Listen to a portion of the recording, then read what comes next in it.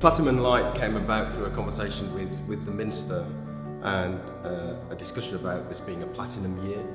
We wanted to create something that was celebrated the platinum year, but beyond that we began to have these conversations amongst ourselves about how else do we look at these metals. Because platinum's quite a modern metal. It was until quite recently didn't have much value, which is quite strange when you think about it now. But we use these metals to denote the passage of time. You know, the Iron Age, Golden Wedding, Silver Jubilee. You know, we call them by these metals, give them their names. And so we started to think about that, these different ages and times which these metals represent. And so we wanted to create a piece which reflected that. And we've chosen different strands of history. So we look at the Vikings for iron. We look at the Byzantine Empire for gold. And then right up to date with platinum, which is the big finale. When you come into the Minster, you really feel the history here, over 1,000 years of history. And the piece, it's been so special to make a piece that really resonates with the history of this particular place and this amazing building.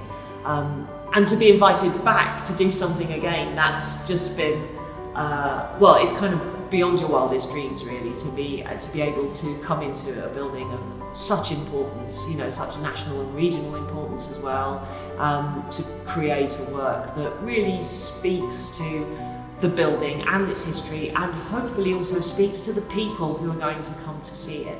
I know there's a huge amount of local pride in the fact that this building is here and in the city and in the wider city as well.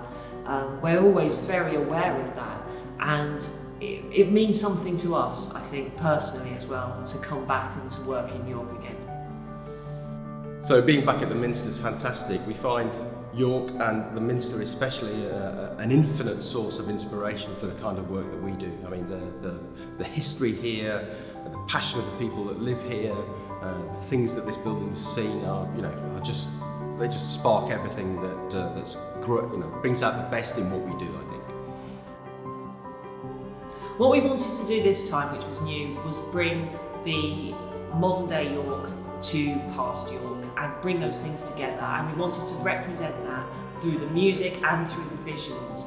So for the music side of it, we have the York Minster Choir singing some amazing compositions, both past compositions and more recent ones from the 20th century. But along with that, we really wanted to include musicians who are active now in Yorkshire. So we found the Yorkshire-based group Mucky and the Bab, and their folk pop sound we thought would be absolutely fantastic to include in this soundtrack as part of the piece. And it really gives new shades of colour, I think, to the whole sound that you will hear through the Minster, and that really reflects the huge feast of colour that will be going on over your head and on the west wall at the end of the nave.